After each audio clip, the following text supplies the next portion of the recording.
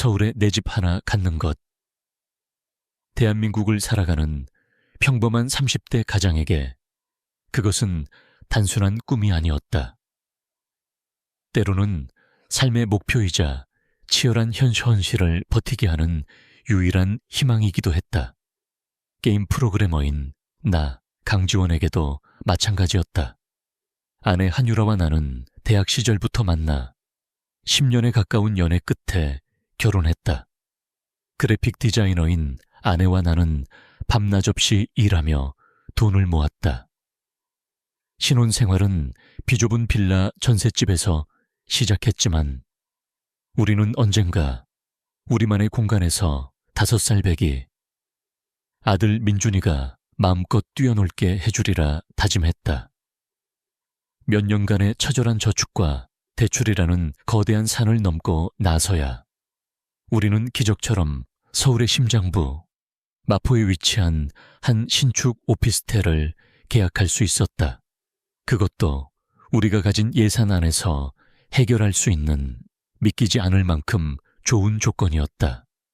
마포 리버팰리스 4045입니다. 부동산 중개인이 서류를 내밀며 말했다. 4층 4045. 죽을 사 애쉬. 자를 연상시키는 숫자 조합에 나도 모르게 미간이 살짝 찌푸려졌다. 하지만 아내는 내 옆구리를 쿡 찌르며 눈을 흘겼다. 미신 따위 믿는 촌스러운 사람이 되지 말라는 무언의 압박이었다.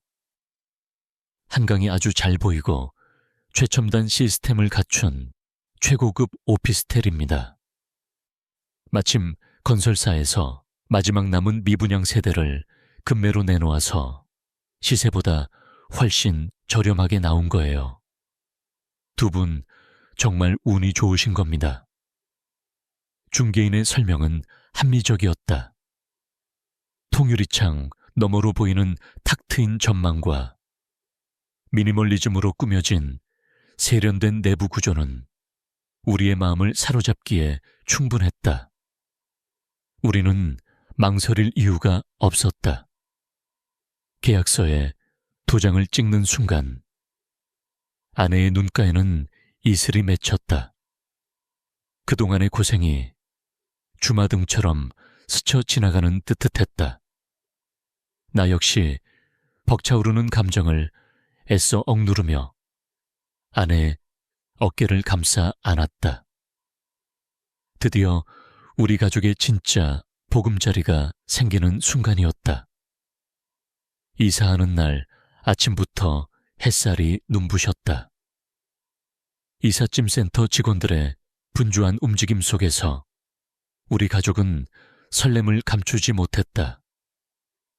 민준이는 텅 빈 거실을 제 세상인 양소리를 지르며 뛰어다녔다. 그 모습을 보는 것만으로도 배가 불렀다. 여보, 민준이 방은 이쪽으로 할까? 창이 커서 해도 잘 들고 좋을 것 같아. 좋아. 그리고 우리 작업실은 저쪽 방으로 하자. 둘이 같이 쓰면 되겠네. 아내와 나는 미래를 설계하며 집 안 구석구석을 살폈다. 새집 증후군 때문에 나는 창문을 모두 활짝 열었다. 시원한 강바람이 들어와 집안의 먼지를 씻어내는 기분이었다. 모든 것이 완벽했다. 완벽하다고 믿고 싶었다. 짐 정리가 대충 끝나고 우리는 관례처럼 거실 바닥에 신문지를 깔고 짜장면을 시켜 먹었다. 이마에 땀이 송골송골 맺힌 채 단무지를 우적우적 씹는 아들의 모습이 그렇게 사랑스러울 수가 없었다. 아빠, 우리 집 진짜 넓어. 여기서 축구해도 돼. 그럼 이제 아랫집 눈치 안 보고 뛰어도 돼, 아들. 물론 아랫집에 피해가 가지 않도록 조심시켜야 했지만 그 순간만큼은 아들의 길을 살려주고 싶었다. 민준이는 제 키만 한 박스들 사이를 누비며 행복한 웃음을 터뜨렸다. 그 웃음소리가 텅 빈 공간을 가득 채우자 비로소 이곳이 우리 집이라는 실감이 났다. 밤이 깊어졌다. 이삿짐은 여전히 산더미처럼 쌓여 있었지만 우리는 안방에 임시로 이부자리를 펴고 나란히 누웠다. 민준이는 금세 새근새근 잠이 들었고 나와 아내는 잠든 아들의 곁에서 창밖을 바라보았다. 마포대교의 화려한 조명과 한강을 수놓은 유람선, 그리고 도시의 불빛들이 한 폭의 그림처럼 펼쳐졌다. 여보, 진짜 우리 집 맞아. 꿈만 같아. 이제 시작이야, 유라야. 여기서 우리 민준이 잘 키우고 행복하게 살자. 나는 아내를 품에 꼭 안았다. 이 평화와 안락함을 지키기 위해서라면 무엇이든 할 수 있을 것 같았다. 모든 것이 제자리를 찾은 듯한 안정감. 하지만 나는 그때 알지 못했다.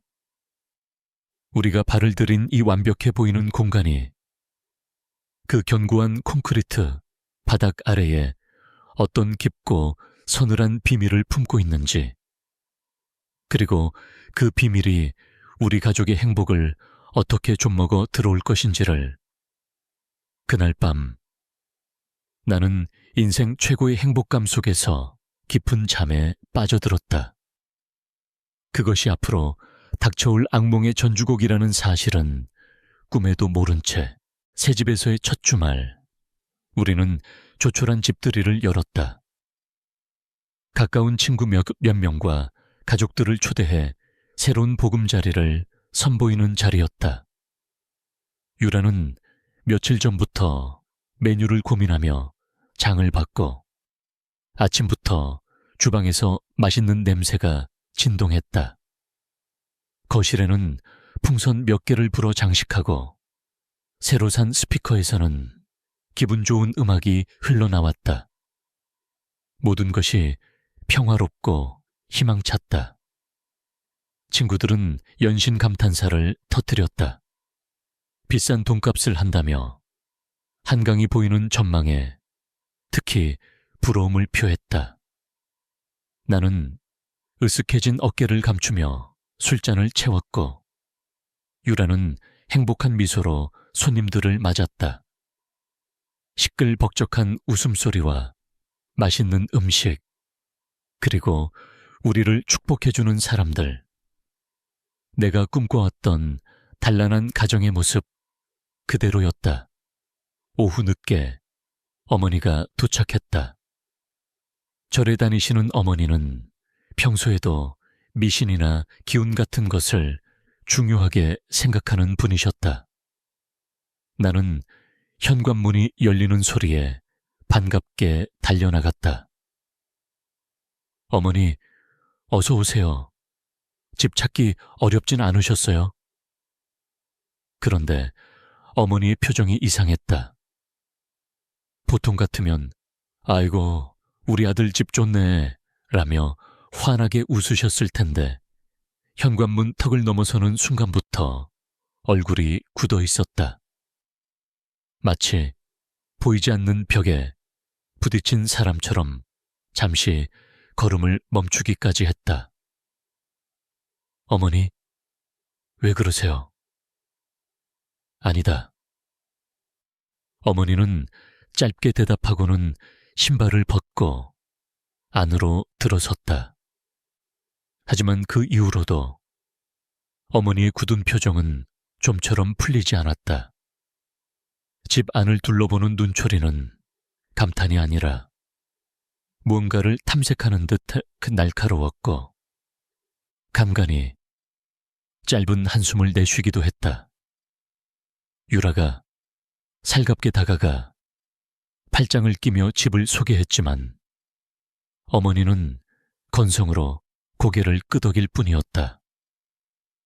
집들이의 흥겨운 분위기가 어머니의 침묵 때문에 조금씩 어색해지고 있었다. 어머님, 이쪽이 민준이 방이에요. 햇볕이 잘 들어서 애한테 좋을 것 같죠? 그래. 그리고 저기가... 유라의 말이 채 끝나기도 전에 어머니는 집 안을 한 바퀴 휙 둘러보시더니 나를 조용히 불렀다. 지원아, 잠시 나 좀 보자. 나는 손님들에게 양해를 구하고 어머니를 따라 베란다로 나갔다. 닫힌 유리문 너머로 친구들의 웃음소리가 아득하게 들려왔다. 어머니는 한강의 화려한 풍경에는 눈길도 주지 않고 심각한 얼굴로 내 눈을 똑바로 쳐다봤다. 이 집 터가 좋지 않다. 예상했던 말이었지만 막상 들으니 가슴이 철렁 내려앉았다. 에이, 어머니, 또 그런 말씀 하신다. 이렇게 전망 좋고 깨끗한 새 집인데 뭐가 안 좋아요? 시끄럽고 들어라. 이건 그냥 하는 소리가 아니야. 어머니의 목소리는 단호했다. 평소의 걱정과는 차원이 다른 무게감이 실려 있었다. 집에 들어서는 순간부터 오한이 들었다. 기운이 너무 무겁고 차가워. 마치 원통하게 죽은 여자의 한이 서려 있는 것 같구나. 아직 이 땅을 떠나지 못하고 있는 게야. 나는 할 말을 잃었다. 평생을 모은 돈으로 장만한 우리 가족의 첫 집에 대고 여자의 한이 서린 터라니. 기분이 상하는 것을 넘어 불쾌감마저 치밀었다. 옆에서 대화를 듣고 있던 유라의 얼굴도 하얗게 질려 있었다. 어머니, 제발요. 오늘 우리 집들입니다. 그런 무서운 말씀은 하지 마세요. 그냥 어머니께서 요즘 몸이 안 좋으셔서 그러신 걸 거예요. 내가 애써 어머니의 말을 부정하며 상황을 무마하려 했지만 어머니는 고개를 저었다. 이건 내 몸 상태와는 상관없다. 이 땅의 기운이 문제야. 특히 아이가 있는 집은 더 조심해야 한다. 부정한 것이 가장 약한 존재를 먼저 노리는 법이거든. 어머니는 민준이가 노는 쪽을 슬쩍 쳐다보며 나직이 말했다. 그 눈빛에 등골이 서늘해졌다. 하지만 나는 이성을 잃지 않으려 애썼다. 이건 그저 노파심에서 비롯된 근거무 없는 미신일 뿐이라고 스스로를 다독였다. 알겠습니다, 화의 어머니. 조심할게요. 이제 그만 들어가서 식사하세요. 유라가 어머님 좋아하시는 잡채도 많이 했어요. 나는 억지 미소를 지으며 어머니를 거실로 이끌었다. 그 후로 집들이가 끝날 때까지 어머니는 별다른 말씀을 하지 않으셨다. 하지만 그 침묵이 남긴 불길한 예감은 쉬이 가시지 않았다. 손님들이 모두 돌아간 뒤 유라와 나는 말없이 뒷정리를 했다. 유라의 얼굴에는 수심이 가득했다. 여보, 어머님 말씀 너무 마음에 두지 마. 원래 좀 예민하시잖아. 사금사오라서 괜히 더 안 좋게 생각하시는 걸 수도 있고, 우린 과학을 믿어야지. 그런 미신을 믿으면 어떡해. 나는 일부러 더 쾌활한 목소리로 아내를 위로했다. 아내도 내 말에 동의하려는 듯 희미하게 고개를 끄덕였다. 우리는 서로에게 괜찮다고, 아무 일도 없을 거라고 주문을 외듯 말했다. 하지만 마음 한구석에 자리 잡은 작고 차가운 불안의 씨앗은 우리의 부정에도 불구하고 조용히 뿌리를 내리고 있었다. 우리는 애써 그 불안감을 외면한 채 고단했던 하루를 마무리했다. 그 경고가 얼마나 끔찍한 현실이 되어 우리 앞에 나타날지는 상상조차 하지 못한 채 어머니가 다녀가신 후 며칠간은 아무 일도 없었다. 우리는 어머니의 경고를 애써 잊으려 노력했다. 낮에는 각자의 일에 몰두했고 저녁에는 민준이와 함께 웃고 떠들며 평범한 일상을 보냈다. 새 집은 여전히 아늑했고 창밖으로 보이는 한강의 야경은 아름다웠다. 역시 그건 그냥 기우였어. 나는 안도하며 조금씩 마음을 놓았다. 그날 저녁이 오기 전까지는. 그날은 유독 프로젝트 마감이 코앞이라 정신없이 바쁜 날이었다. 나는 거실 테이블에 노트북을 펼쳐놓고 키보드를 두드리고 있었고 아들 민준이는 내 발치 카펫 위에서 로봇 장난감을 가지고 놀고 있었다. 다다다다 변신 지구를 지켜라. 민준이의 해맑은 목소리가 간간히 나의 예민한 신경을 부드럽게 어루만져 주었다. 주방에서는 아내 유라가 저녁 식사를 준비하고 있었다. 달그락거리는 식기 소리와 보글보글 찌개가 끓는 소리가 평화로운 저녁 풍경을 완성했다. 나는 모니터에서 눈을 떼지 않은 채 물었다. 오늘 저녁 메뉴는 뭐야? 당신 좋아하는 김치찌개. 거의 다 됐어. 조금만 기다려. 유라의 목소리는 평소와 다름없이 밝았다. 나는 알았어 라고 대답하고 다시 코드의 세계로 빠져들었다. 그렇게 얼마나 시간이 흘렀을까? 갑자기 아이의 자지러지는 울음소리가 집안의 모든 소리를 찢어발겼다. 우와... 심장이 쿵 하고 떨어지는 것 같았다. 나는 반사적으로 고개를 들었다. 바로 내 앞에 있던 민준이가 두 손으로 얼굴을 가린 채 바닥에 주저앉아 목 놓아 울고 있었다. 민준아, 왜 그래? 무슨 일이야? 나는 의자에서 벌떡 일어나 아들에게 달려갔다. 아이를 일으켜 세워 얼굴을 살피는데 다행히 다친 곳은 없어 보였다. 아이는 그저 겁에 질려 나를 부둥켜 안고 덜덜 떨기만 했다. 아빠, 무서워. 엄마가 이상해. 그때서야 나는 주방에 서 있는 아내를 보았다. 그리고 그 순간 나는 온몸의 피가 차갑게 식는 것을 느꼈다. 유라는 식칼을 든 채 그 자리에 못 박힌 듯 서 있었다. 방금 전까지 과일을 깎고 있었던 모양이었다. 문제는 그녀의 모습이었다.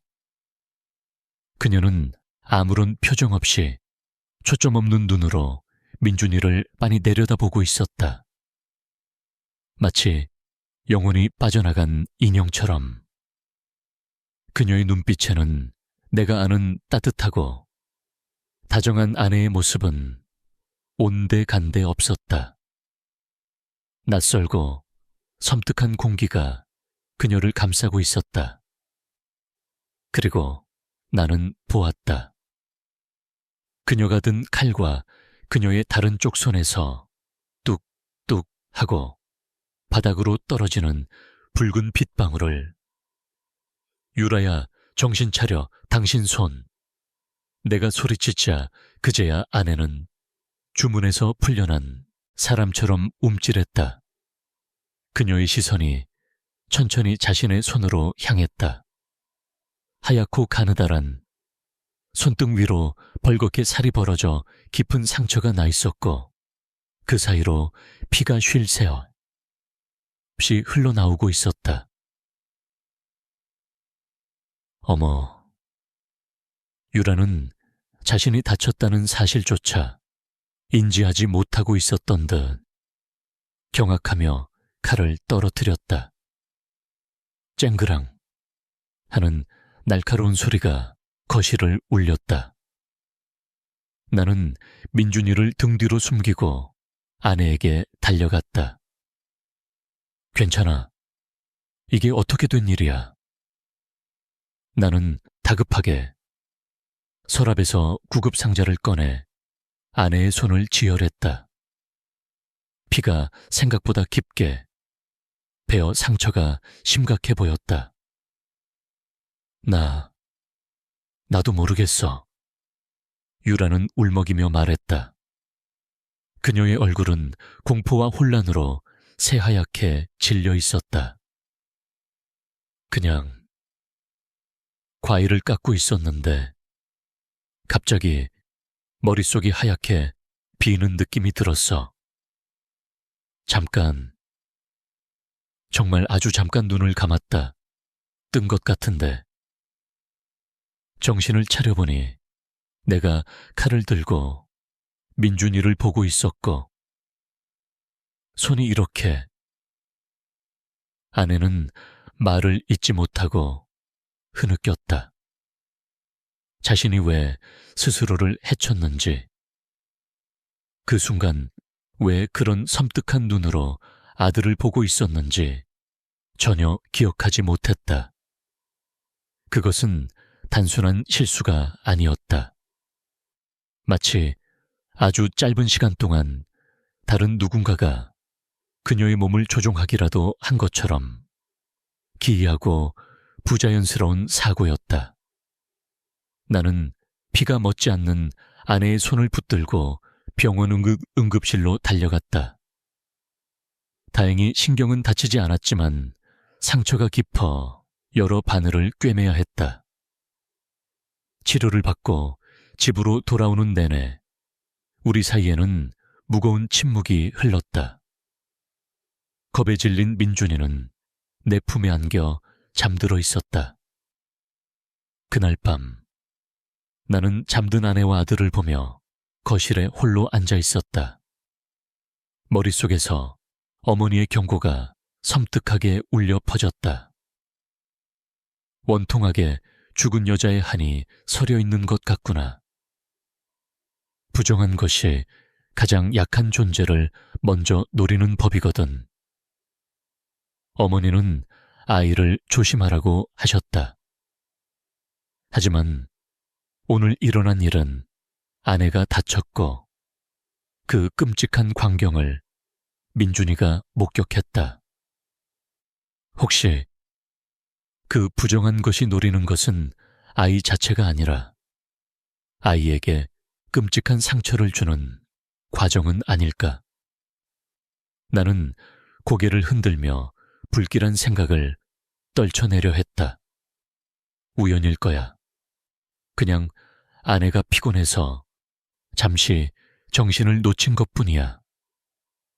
하지만 마음 깊은 곳에서 이 집이, 이 공간이 더 이상 안전하지 않다는 차가운 공포가 스멀스멀 피어오르고 있었다. 아내의 손에 생긴 상처는 며칠 지나지 않아 아물기 시작했지만 우리 마음속에 남은 상처는 쉽게 낫지 않았다. 유라는 그날 이후 눈에 띄게 불안해했다. 특히 주방에 들어서는 것을 두려워했고 칼을 잡을 때마다 손을 가볍게 떨었다. 민준이 역시 그날의 충격이 컸는지 밤에 자다가 가위에 눌려 울며 깨는 날이 잦아졌다. 나는 애써 태어난 척하며 두 사람을 다독였지만 혼자 있을 때면 어김없이 짙은 불안감에 휩싸였다. 그 무렵 유라의 여동생인 유진이가 우리 집에 잠시 머물게 되었다. 대학 졸업반인 처제는 집 근처 회사에 인턴으로 합격했었는데 통학거리가 너무 멀어 우리에게 신세를 지기로 한 것이다. 나는 오히려 잘 됐다고 생각했다. 활달하고 밝은 성격의 처제가 함께 지내면 집안 분위기도 한결 나아지고 불안해하는 아내에게도 큰 힘이 될 터였다. 형부, 안녕하세요. 민준아, 이모 왔다. 커다란 캐리어를 끌고 나타난 유진은 예상대로 집안에 생기를 불어넣었다. 민준이는 이모가 왔다며 깡충깡충 뛰었고 유라의 얼굴에도 오랜만에 환한 미소가 번졌다. 유진은 집이 무슨 호텔 같다며 호들갑을 떨었고 그 유쾌한 반응에 우리의 기분도 덩달아 좋아졌다. 언니, 근데 이 집 좀 춥지 않아? 에어컨 켰어? 유진이 거실에 들어서며 팔을 문질렀다. 9월 초, 아직 늦더위가 기승을 부리는 날씨였다. 아니, 난방도 안 켜주는데. 괜찮았던데 왜? 이상하다. 현관 들어올 때부터 괜히 으스스하네. 유진은 대수롭지 않게 말하고는 민준이와 장난을 치기 시작했다. 나와 유라는 서로의 얼굴을 쳐다보았다. 차가운 기운. 어머니와 처제가 똑같은 말을 했다는 사실이 섬뜩한 우연처럼 느껴졌다. 하지만 우리는 이번에도 그 불길한 감정을 애써 외면했다. 며칠 후 사건은 예고 없이 터졌다. 그날은 토요일 오후였다. 나는 밀린 업무 때문에 작업실에서 컴퓨터와 씨름하고 있었고 유라는 잠시 마트에 장을 보러 나갔다. 거실에서는 유진이가 민준이와 함께 레고 블록을 쌓으며 놀고 있었다. 민준아, 이모가 더 멋진 성을 만들어줄게. 공주님이 사는 성. 와, 진짜요, 최고. 아이와 처제의 명랑한 웃음소리가 방문 너머로 들려왔다. 나는 잠시 미소를 지으며 다시 모니터에 집중했다. 모든 것이 평화로운 주말 오후였다. 바로 그 순간이었다. 컥, 컥, 웃음소리가 있던 자리에서 갑자기 기이한 소리가 들려왔다. 마치 목에 무언가 걸린 사람처럼 거칠고 고통스러운 소리였다. 나는 이상한 낌새에 벌떡 일어나 거실로 달려나갔다.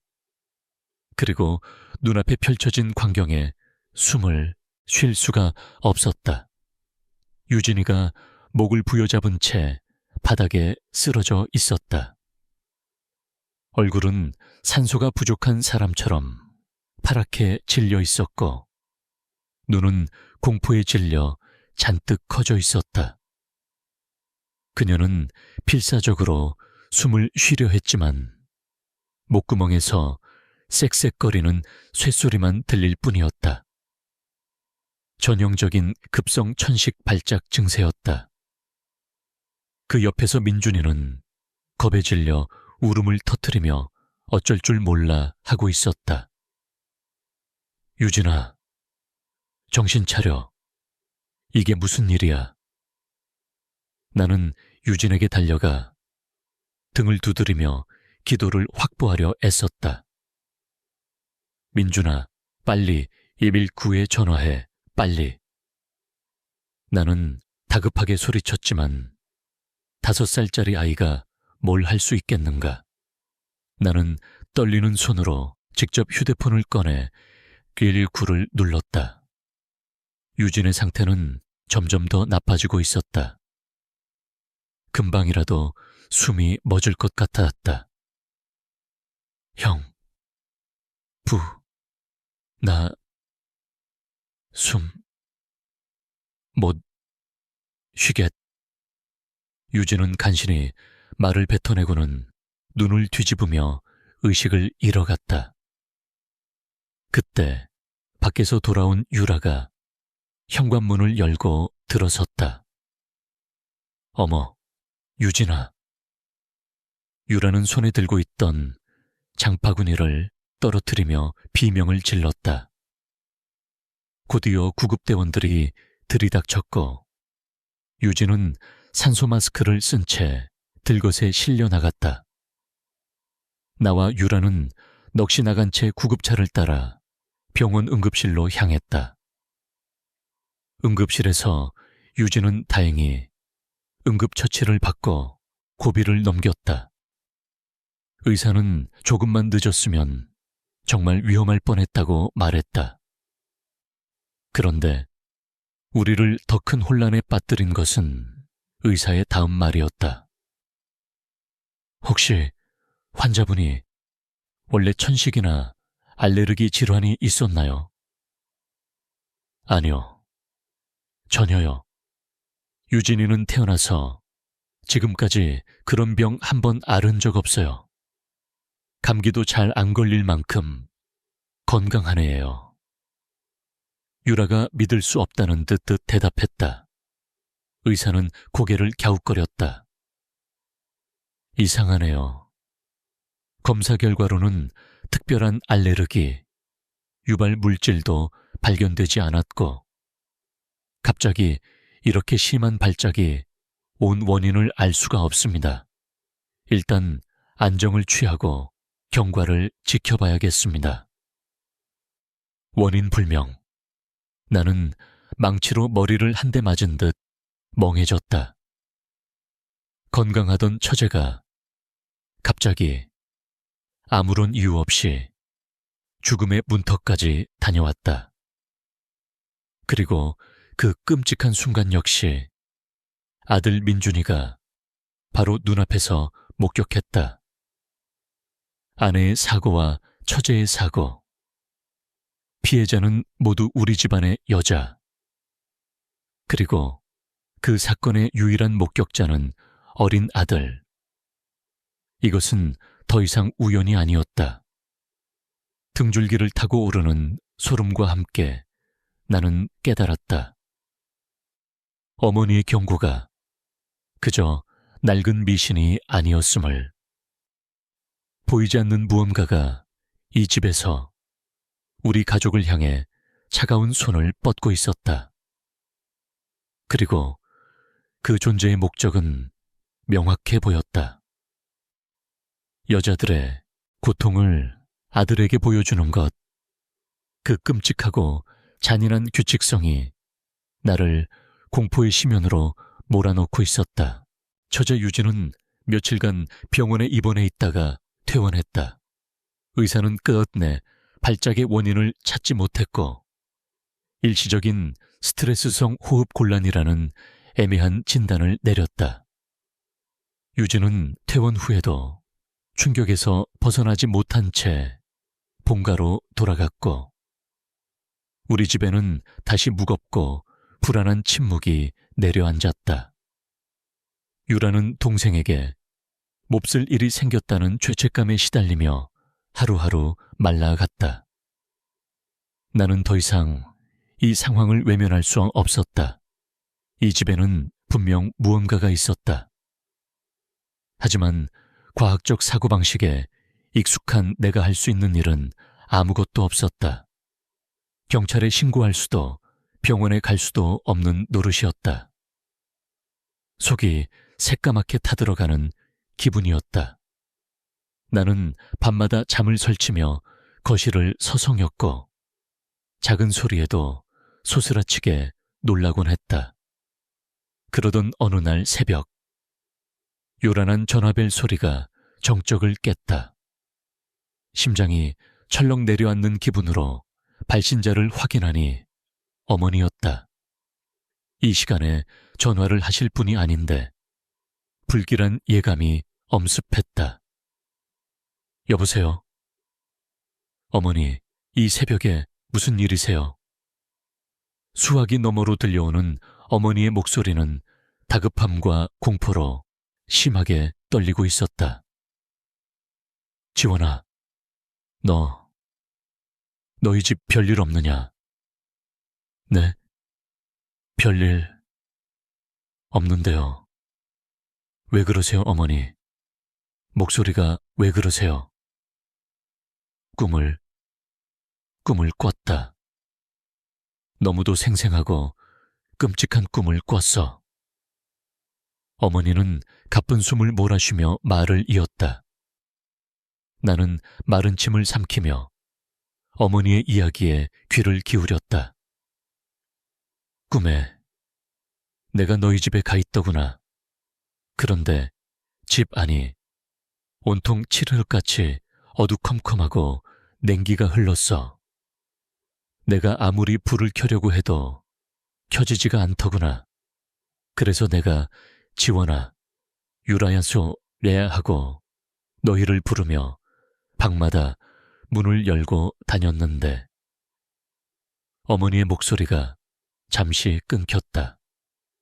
전화기 너머로 꿀꺽 침 삼키는 소리가 들려왔다.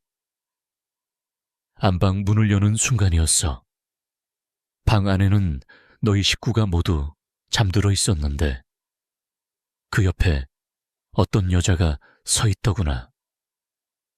나는 숨을 죽였다. 키가 비정상적으로 큰 여자였다. 요즘 사람들처럼 큰 게 아니라 천장에 머리가 닿을 만큼 기괴할 정도로 컸어. 때가 꼬질꼬질 낀 하얀 소복 같은 것을 입고 있었는데 머리카락은 산발을 해서 얼굴을 다 가리고 있었지. 그런데 그 여자가 너희를 내려다보는 게 아니라 자고 있는 민준이를 뚫어져라 쳐다보고 있더구나. 온몸에 소름이 돋았다. 꿈 이야기일 뿐인데도 마치 내가 그 장면을 직접 보고 있는 것처럼 등골이 오싹했다.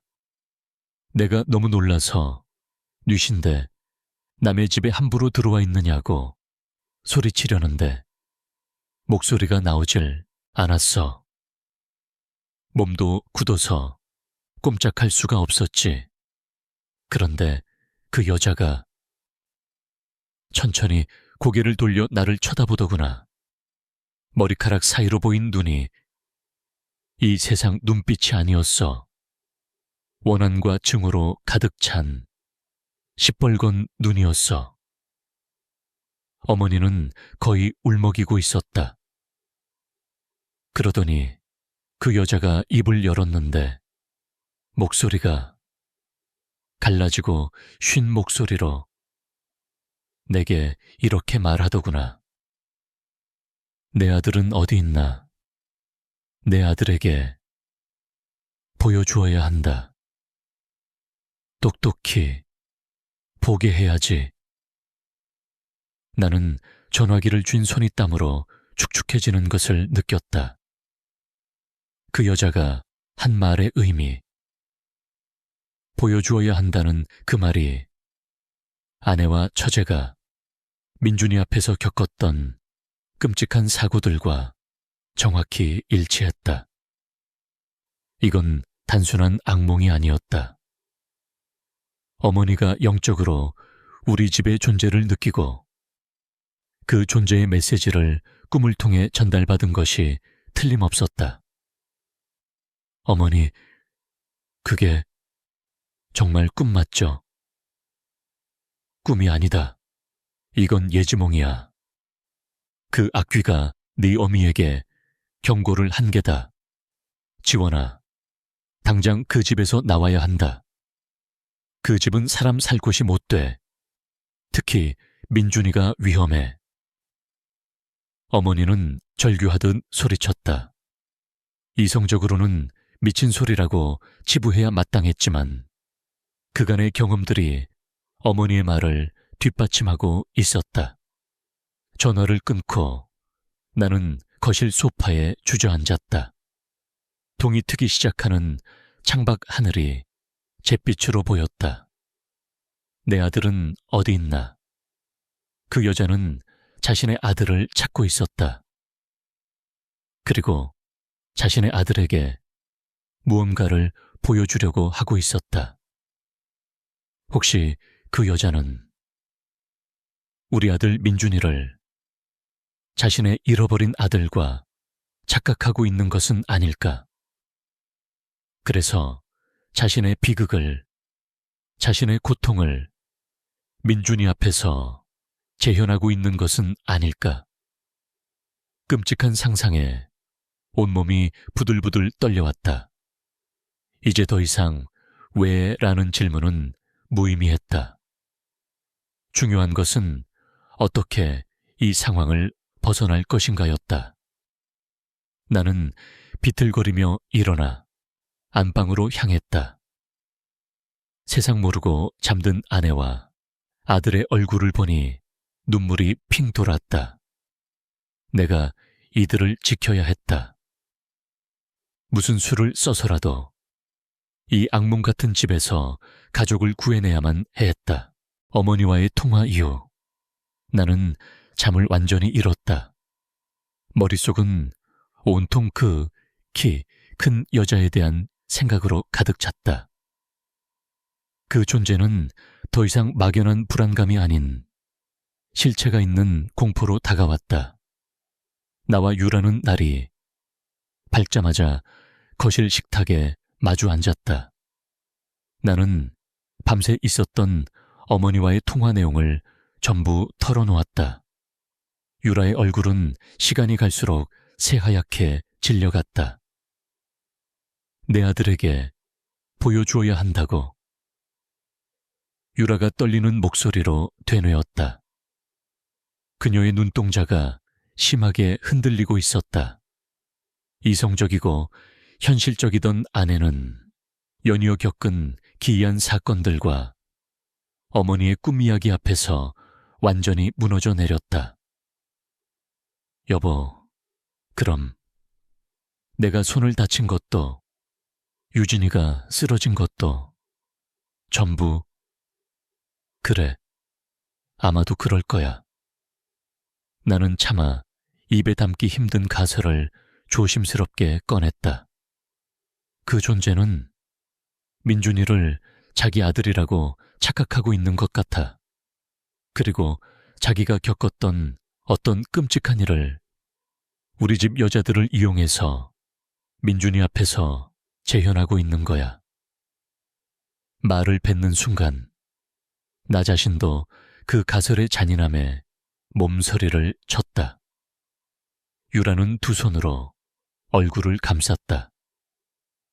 낮은 흐느낌이 새어나왔다. 어떻게 그런 끔찍한 일이... 대체 우리가 뭘 잘못했다고?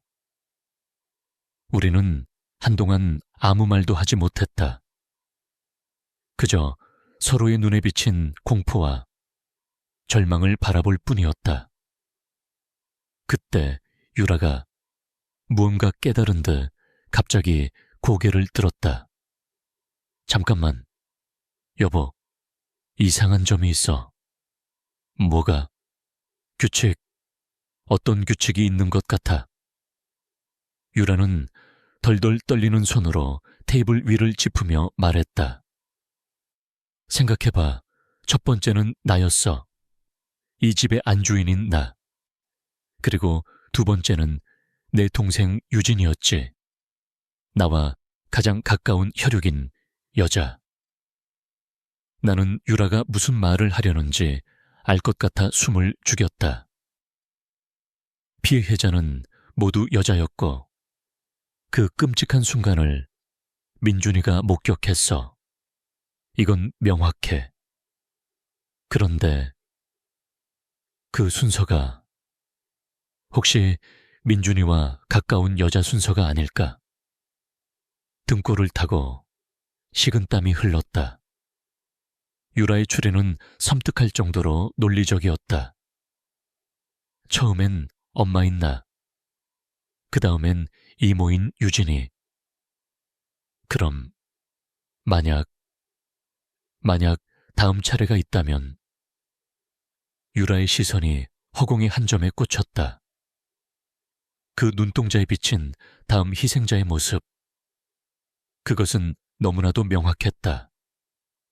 어머니, 나와 유라는 동시에 소리쳤다. 민준이와 가장 가까운 여자. 엄마, 이모, 그 다음은 바로 할머니였다. 우리 어머니. 안 돼. 절대로 안 돼. 어머니를 이 집에 오시게 해선 안 돼. 유라가 비명을 지르듯 말했다. 당장 어머니께 전화해서 절대 무슨 일이 있어도 근처에 얼씬도 하지 마시라고 말씀드려야 해. 나는 고개를 끄덕이며 휴대폰을 집어들었다. 하지만 그 순간 더 끔찍한 생각이 뇌리를 스쳤다. 유라야, 만약에 그 존재의 목표가 단순히 가까운 여자가 아니라 이 집에 들어온 여자라면. 유라의 얼굴이 흑빛으로 변했다. 그럼 어머니가 오시지 않는다고 해도 우리 집에 다른 여자가 오게 되면 그 사람이 다음 희생자가 될 수도 있다는 거야. 그것은 끔찍한 가설이었다. 이 집은 마치 살아있는 덕과 같았다.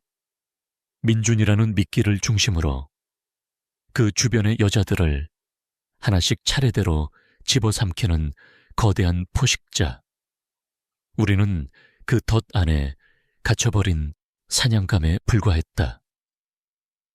일단 당분간은 아무도 우리 집에 들이지 말자.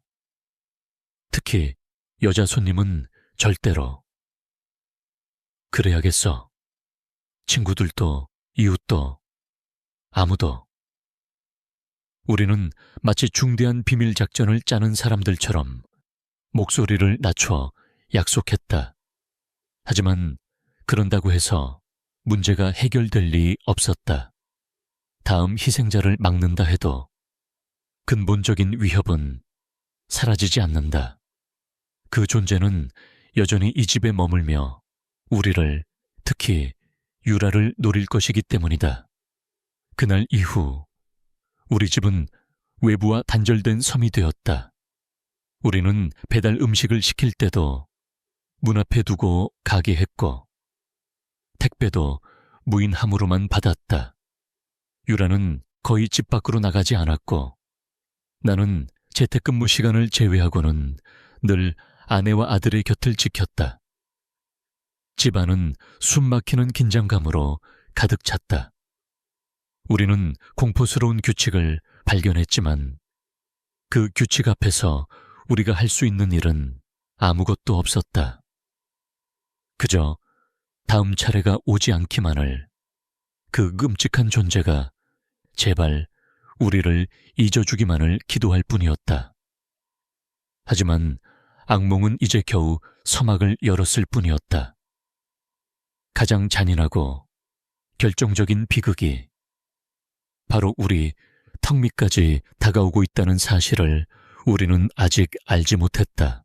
우리가 발견한 규칙은 우리를 더 깊은 공포와 고립으로 몰아넣었다.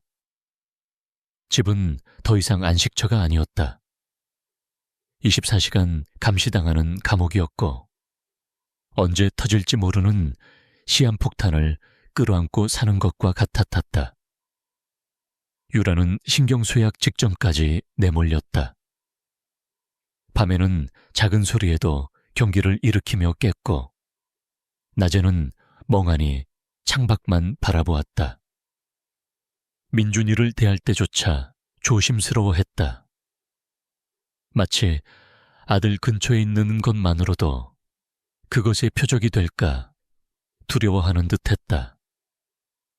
나는 어떻게든 이 상황을 타개해야 했다. 인터넷으로 더 안 좋은 집에 있는 귀신 쫓는 법 같은 것들을 검색했다. 팥을 뿌려라. 소금을 놔라. 부적을 붙여라. 지푸라기라도 잡는 심정으로 몇 가지를 따라 해봤지만 집안의 음산한 기운은 조금도 가시지 않았다. 오히려 그런 행위들이 그것을 더 자극하는 건 아닐까 하는 두려움만 커질 뿐이었다. 결국 나는 유라에게 제안했다. 여보, 안 되겠어. 당신이랑 민준이 며칠만이라도 처가에 가 있어. 내가 어떻게든 이 집을 방법을 찾아볼게. 싫어. 당신 혼자 어떻게 두라고. 같이 있어야 해. 무슨 일이 생겨도 같이 겪어야지. 유라는 완강하게 거부했다. 그녀의 눈에는 공포와 함께 나를 혼자 둘 수 없다는 절박함이 서려 있었다. 나는 그런 아내를 참아 억지로 떠밀 수 없었다. 우리는 속수무책으로 다음 비극이 닥치기만을 기다리는 신세가 되었다. 사건은 칠흑같이 어두운 어느 밤에 일어났다. 그날따라 나는 유독 잠이 오지 않았다. 불길한 예감이 심장을 짓눌렀고 귓께는 의미를 알 수 없는 이명이 웅궁거렸다. 옆에서 잠든 유라와 민준이는 곤히 잠들어 있었다. 나는 조용히 침대에서 일어나 물이라도 한 잔 마시기 위해 거실로 나갔다. 달빛조차 없는 밤이었다. 거실 통유리창 너머로 보이는 도시는 검은 장막에 휩싸인 듯 고요했다. 나는 냉장고에서 물을 꺼내 마시며 무거운 한숨을 내쉬었다. 언제까지 이렇게 살아야 하나. 절망감이 목구멍까지 차오르는 순간이었다. 그때 베란다 쪽에서 무언가 스윽하고 움직이는 소리가 났다. 나는 심장이 멎는 줄 알았다. 고양이인가? 바람소리인가? 나는 숨을 죽인 채 소리가 난 쪽을 응시했다. 베란다 창은 커튼으로 가려져 있어. 아니, 잘 보이지 않았다. 나는 마른 침을 삼키며 천천히 소리나지 않게 발걸음을 옮겼다. 커튼의 작은 틈 사이로 나는 베란다의 풍경을 엿보았다. 그리고 그 순간 내 입에서는 비명조차 나오지 않았다. 아내 유라가 거기에 서 있었다. 잠옷차림의 유라는 넋이 나간 사람처럼 허공을 응시하며 베란다 낭안 쪽으로 천천히 걸어가고 있었다. 몽유병. TV에서나 보던 그 몽유병이었다. 하지만 평소의 몽유병과는 차원이 달랐다. 그녀의 움직임은 마치 보이지 않는 끈에 조종당하는 인형처럼 부자연스러웠고 얼굴에는 아무런 감정도 실려있지 않았다. 유라야. 내가 속삭이듯 불렀지만 그녀는 듣지 못했다. 그녀는 멈추지 않고 난간으로 다가갔다. 그리고 난간을 붙잡고 한쪽 다리를 들어 올리기 시작했다. 나는 그제야 정신이 번쩍 들었다. 그녀가 뭘 하려는지 깨닫는 순간 온몸의 피가 역류하는 것 같았다. 안 돼. 나는 미친 사람처럼 소리를 지르며 거실을 가로질러 베란다 문을 박차고 나갔다. 그 짧은 순간이 영겁처럼 느껴졌다. 유라는 이미 한쪽 다리를 난간 너머로 넘긴 상태였다.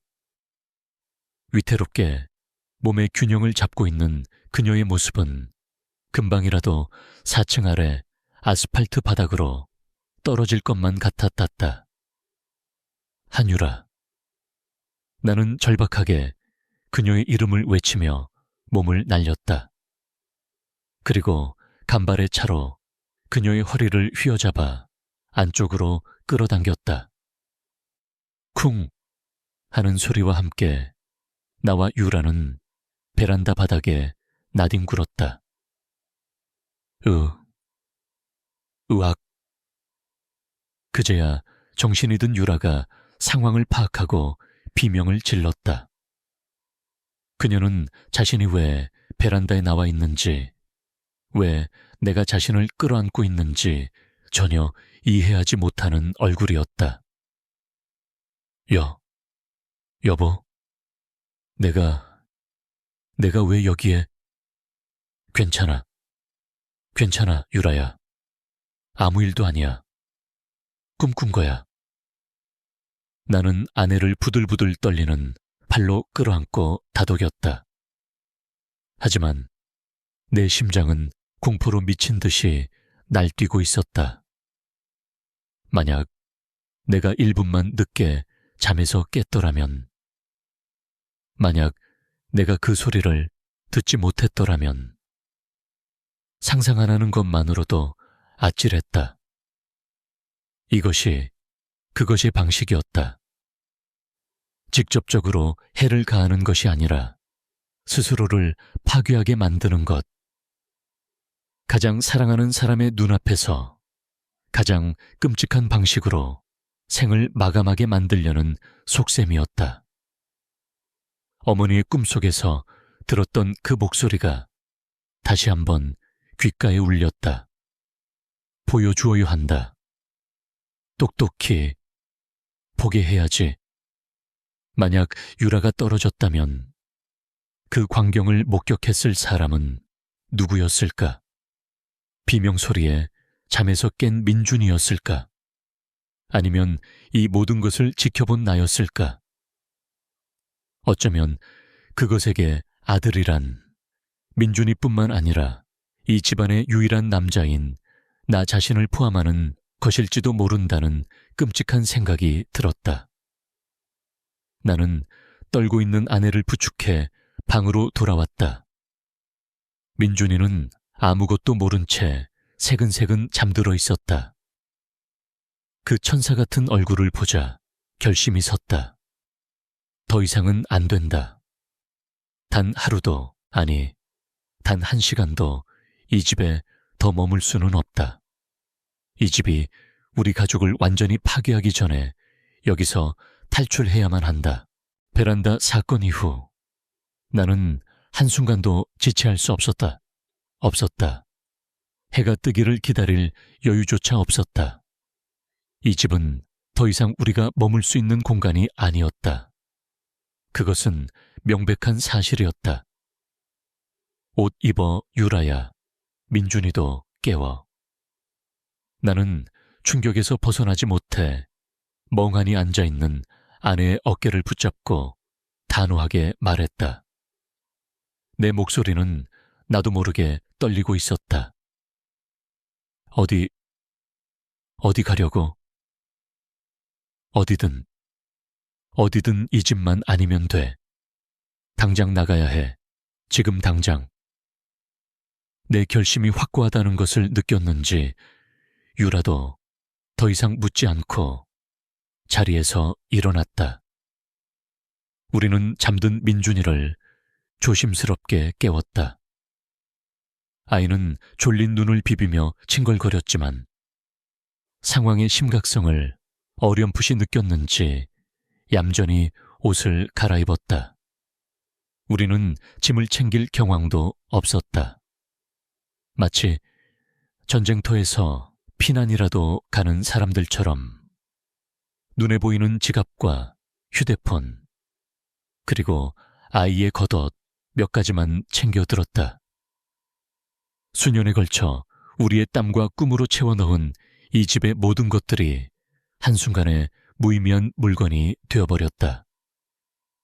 벽에 걸린 우리의 웨딩 사진, 민준이가 처음 그렸던 삐뚤빼뚤한 가족 그림, 우리가 함께 고른 소파와 가구들, 그 모든 것을 뒤로하고 떠나야만 했다. 아빠, 우리 로봇은, 내 공룡 인형은? 민준이가 울먹이며 물었다. 괜찮아, 아들. 아빠가 나중에 더 멋진 거 사줄게. 일단 빨리 나가자. 나는 아이를 안아들고 현관으로 향했다. 유라가 내 뒤를 따랐다. 신발을 신기 위해 현관 센서 등이 탁 하고 켜지는 순간 나는 나도 모르게 집 안을 한번 돌아보았다. 어둠 속에 잠긴 거실이 마치 거대한 짐승의 입속처럼 느껴졌다. 모든 것이 그대로였지만 그 공간을 채우고 있던 공기는 완전히 달라져 있었다. 행복과 희망으로 가득 찼던 우리의 보금자리는 이제 죽음과 원한의 기운이 서린 음산한 폐허에 불과했다. 그 어둠 속 어딘가에서 키 큰 여자가 우리를 지켜보며 차갑게 비웃고 있을 것만 같았다. 나는 서둘러 문을 열고 밖으로 나섰다. 복도의 환한 불빛을 보자 그나마 숨통이 트이는 것 같았다. 우리는 엘리베이터 버튼을 누르고 초조하게 기다렸다. 띵 하는 소리와 함께 문이 열리고 우리는 서둘러 몸을 실었다. 엘리베이터 문이 닫히는 순간 나는 무심코 우리 집 현관문을 다시 보았다. 그리고 심장이 멎을 뻔했다. 닫힌 현관문 틈, 바닥에 나 있는 아주 좁은 공간 사이로 무언가 검고 긴 것이 아주 잠깐 보였다. 사라졌다. 마치 긴 머리카락 한 움큼이 문틈으로 빠져나왔다가 순식간에 안으로 빨려 들어간 것처럼. 흡. 나는 짧은 비명을 삼켰다. 왜 그래, 여보? 유라가 내 얼굴을 보고 놀라서 물었다. 아무것도 아니야. 잘못 봤어. 나는 아내를 안심시켰지만 등줄기에서는 식은땀이 폭포수처럼 흘러내렸다. 그것은 분명히 거기에 있었다. 우리가 떠나는 것을 지켜보고 있었다. 어쩌면 가지 말라고 발목이라도 붙잡으려 했던 것일지도 모른다. 지하 주차장으로 내려와 제 시동을 걸었다. 칠흑 같은 어둠을 뚫고 주차장을 빠져나오는 길이 지옥에서 탈출하는 것처럼 길게 느껴졌다. 마침내 익숙한 마포의 도로 위로 나왔을 때 나는 백미러로 우리가 방금 빠져나온 오피스텔 건물을 보았다. 수많은 창문들 중 유독 우리 집이었던 404호의 창문이 검고 텅 빈 눈동자처럼 나를 노려보고 있는 것 같았다. 우리 어디로 가? 유라가 불안한 목소리로 물었다. 일단 근처 호텔이라도 잡자. 그리고 날 밝으면 바로 부동산에 집 내놓을 거야. 얼마를 손해보든 상관없어. 무조건 팔아야 해. 나는 핸들을 쥔 손에 힘을 주며 말했다. 이성적이고 합리적이었던 나 강지원이라는 사람은 이제 없었다. 귀신 따위는 믿지 않는다며 아내와 어머니를 타박했던 과거의 내가 어리석게 느껴졌다. 눈에 보이지 않는다고 해서 존재하지 않는 것이 아니었다. 세상에는 과학으로 설명할 수 없는 인간의 이해를 초월하는 영역이 분명히 존재했다. 그리고 우리 누리아는 그 끔찍한 영역의 한가운데에 발을 들였던 것이다. 우리는 근처 비즈니스 호텔에 방을 잡았다. 낯선 방에 들어와서도 우리는 쉽게 잠들지 못했다. 민준이만이 고단함에 지쳐 금세 잠이 들었다. 나와 유라는 침대에 걸터앉아 아무 말 없이 창밖을 바라보았다. 우리가 탈출해 애온 저 도시의 불빛 속에 이제는 돌아갈 수 없는 우리의 집이 있었다. 그곳은 이제 더 이상 우리의 집이 아니었다. 처음부터 그곳은 이름 모를 한 맺힌 여자의 집이었던 것이다. 호텔에서의 하룻밤은 길고 고통스러웠다. 낯선 공간이었지만 그 악몽 같은 집을 벗어났다는 안도감보다는 모든 것을 잃었다는 상실감과 앞으로 어떻게 해야 할지에 대한 막막함이 더 컸다. 날이 밝자마자 나는 부동산 중개인에게 전화를 걸었다. 네, 404호 강지원입니다. 급한 사정으로 집을 내놓으려고 합니다. 네, 벌써요. 입주하신 지 얼마나 되셨다고. 중개인은 당황했지만 나는 개인적인 사정이라고 둘러대며 시세보다 훨씬 낮은 가격에 금매로 팔아달라고 재촉했다. 손해가 막심했지만 돈이 문제랴. 우리 가족의 목숨이 걸린 일이었다. 그 후 몇 달은 지옥과도 같았다.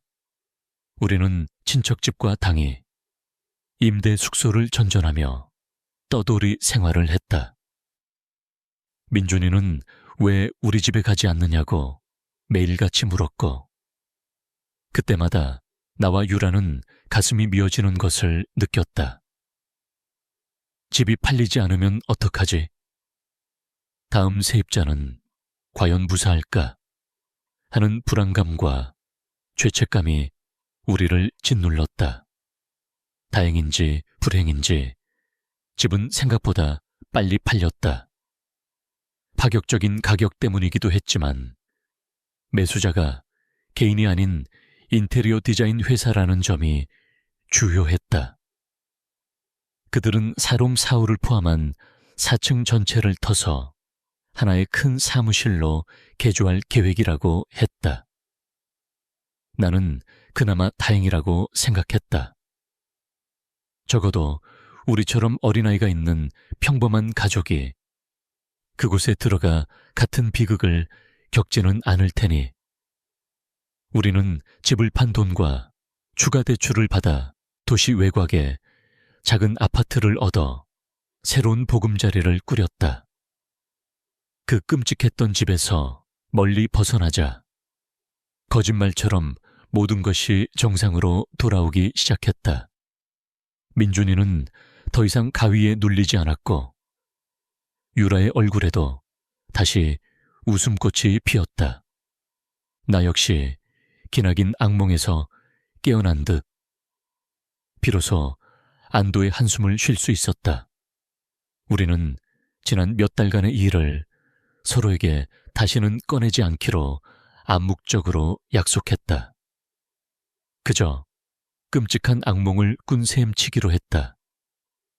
그러던 어느 평온한 오후였다. 모르는 번호로 전화 한 통이 걸려왔다. 여보세요? 네, 강지원 씨 되십니까? 저는 서울 마포경찰서의 595경입니다. 경찰이라는 말에 심장이 쿵 하고 내려앉았다. 네, 맞는데요. 무슨 일로? 다름이 아니라 예전에 거주하셨던 마포 리버팰리스 4045 관련해서 몇 가지 여쭤볼 게 있어서 연락드렸습니다. 4045. 그 이름을 듣는 순간 애써 묻어두었던 공포의 기억이 되살아났다. 그 집이라면 몇 달 전에 팔았는데요. 네, 알고 있습니다.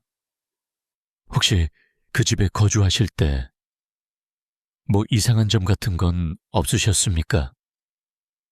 경찰의 질문은 조심스러웠다. 나는 순간 망설였다. 귀신 때문에 이사했다고 말해야 하나? 미친 사람 취급을 당할 게 뻔했다. 아니요. 별다른 이상한 점은 없었는데요. 왜 그러시죠? 나는 일단 시치미를 뗐다. 그러자 경찰은 믿기 힘든 이야기를 꺼냈다. 최근 그 오피스텔 4층 전체가 사무실 용도로 리모델링 공사에 들어갔습니다. 그런데 어제 배관을 새로 설치하기 위해 사롱 4호 바닥에 콘크리트를 깨고 토대를 파내는 작업을 하던 중에 유골이 발견되었습니다. 네. 나는 내 귀를 의심했다. 유골이라고요? 네. 정확히는 사람의 뼈입니다. 정식으로 매장된 무덤이 아니라 그냥 시신을 급하게 묻은 것처럼 보입니다. 국과수에 정밀 감식을 의뢰했습니다만 일단 현장 감식 결과로는 사망한 지 아주 오래된 젊은 여성의 것으로 추정됩니다. 대략 70년에서 80년 전쯤으로 보입니다. 나는 전화기를 쥔 채 그 자리에 얼어붙었다. 온몸의 털이 곤두서는 것 같았다. 어머니의 꿈. 키가 크고 하얀 소복을 입은 여자. 원통하게 죽은 여자의 한. 모든 퍼즐 조각이 맞춰지는 순간이었다. 그것은 단순한 악귀나 잡귀가 아니었다. 이름도 무덤도 없이 자신이 살던 그 땅 밑에 억울하게 묻혀야 했던 한 여자의 원혼이었던 것이다. 수십 년의 세월 동안 차가운 땅 속에 갇혀 자신의 비극을 알아주는 이 하나 없이 그 위에 세워진 화려한 건물 아래서 고통받고 있었던 것이다. 강지원 씨, 듣고 계십니까? 경찰의 목소리가 나를 현실로 돌려놓았다. 아, 네. 네, 듣고 있습니다. 일단 전 거주자로서 참고인 조사가 필요할 수 있으니 나중에 다시 연락드리겠습니다. 전화를 끊고 나는 한동안 소파에 멍하니 앉아 있었다. 공포스러웠지만 한편으로는 그 여자가 가엾다는 생각이 들었다. 얼마나 억울하고 원통했으면 수십 년이 지나서도 그 땅을 떠나지 못하고 자신과 같은 여인들에게 비극을 되풀이하려 했을까. 우리가 겪었던 모든 일들은 그저 우리를 괴롭히기 위함이 아니었다. 그것은 땅 밑에 갇힌 한 맺힌 영혼의 필사적인 절규였고 자신의 존재를 알아달라는 처절한 몸부림이었던 것이다. 경찰의 연락을 받은 후 나와 유라는 며칠 밤낮으로 그 유골에 대한 생각에서 벗어날 수 없었다. 그 집에서 겪었던 모든 공포의 실체가 드러나자 두려움은 점차 연민과 슬픔으로 바뀌어갔다. 우리는 더 이상 그 여자를 원망할 수 없었다. 며칠 뒤 경찰의 수사를 통해 사건의 전말이 조금씩 드러나기 시작했다. 유골의 신원은 끝내 밝혀지지 않았지만 경찰이 그 지역의 오래된 토지 기록과 동네 노인들의 증언을 토대로 재구성한 이야기는 끔찍한 비극 그 자체였다.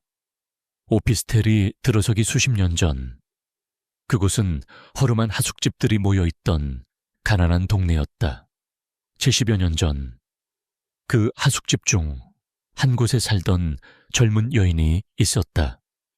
그녀는 하숙집 주인의 아들과 사랑에 빠졌고 둘 사이에는 아이까지 생겼다고 한다.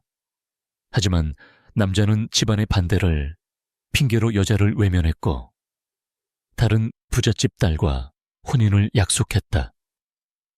임신한 몸으로 버림받은 여자는 절망에 빠졌다. 그리고 어느 겨울밤 하숙집 마당의 감나무에 목을 매 스스로 목숨을 끊었다. 끔찍한 일이 벌어지자 하숙집 주인과 아들은 가문의 수치라며 이 사실을 숨기기에 급급했다.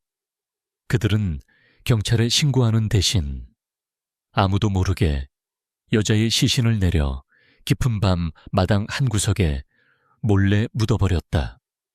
그렇게 여자는 이름도 무덤도 없이 그 차가운 땅 속에 묻혔다. 뱃속의 아이와 함께. 이야기를 전해 들은 나와 유라는 할 말을 잃었다. 그래서 내 아들은 어디 있나? 라고 했던 거구나. 유라가 눈물을 흘리며 속삭였다. 여자가 찾던 아들은 잃어버린 아들이 아니라 세상의 빛도 보지 못하고 자신의 뱃속에서 함께 죽어간 태아였던 것이다. 그리고 보여주어야 한다고 했던 것은 남자의 배신으로 인해 아이를 잃고 고통스럽게 죽어가야 했던 자신의 비극을 그 땅에 새로 들어온 여인들을 통해 재현하려 했던 것이리라. 그 모든 광경을 장손격인 민준이와 이 집안의 유일한 남자인 내게 보여줌으로써 자신의 한을 풀어내려 했던 것이다. 모든 것을 이해하게 되자 마음 한구석이 아려왔다. 우리는 그저 운 나쁘게 그 땅 위에 지어진 집에 들어갔을 뿐이었다. 우리는 피해자였지만 어쩌면 그 여자 역시 또 다른 의미의 피해자였다.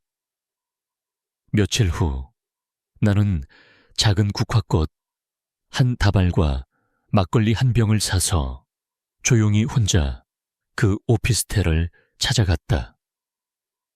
이미 공사는 한창이었고 건물 주변은 어수선했다. 나는 공사장 인부들의 눈을 피해 건물 뒤편으로 돌아가 예전에 우리 집이 있었을 4층 창문을 올려다보았다. 그리고 땅바닥에 조용히 국화꽃을 내려놓고 막걸리를 부었다.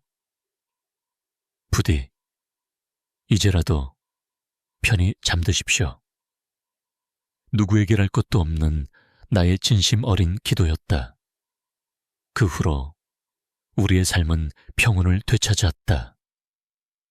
끔찍했던 기억은 희미한 흉터처럼 남았지만 더 이상 우리를 괴롭히지는 않았다. 가끔 나는 생각한다. 만약 그 유골이 발견되지 않았다면 어떻게 됐을까? 그 여자의 한은 영원히 그 땅속에 묻힌 채 새로 들어오는 사람들을 계속해서 괴롭혔을까? 어쩌면 우리는 그저 그 긴 원한의 사슬 중 한 고리에 불과했을지도 모른다. 우리가 겪은 고통을 통해 수십 년간 묻혀있던 진실이 세상 밖으로 나올 수 있었던 것이라고 그렇게 믿고 싶을 뿐이다. 서울의 밤은 여전히 화려하고 사람들은 저마다의 꿈을 안고 새로운 집으로 이사한다. 하지만 그들이 발을 딛고 선 그 땅 아래 과연 어떤 이야기와 어떤 슬픔이 묻혀 있는지 아는 사람은 아무도 없다. 우리는 그저 모르고 살아갈 뿐이다. 그리고 나는 이제 안다. 집이란 단순히 콘크리트와 철근으로 지어진 구조물이 아니라는 것을. 그 집이 서 있는 땅의 기억과 시간이 그곳에 사는 사람들에게 어떤 영향을 미치는지. 그날 이후 우리 가족은 다시는 새 집으로 이사가지 않았다. 한 애엔 그 눈에 보이지 않는 감정이 얼마나 무섭고 질긴 것인지를 우리는 뼈저리게 깨달았기 때문이다.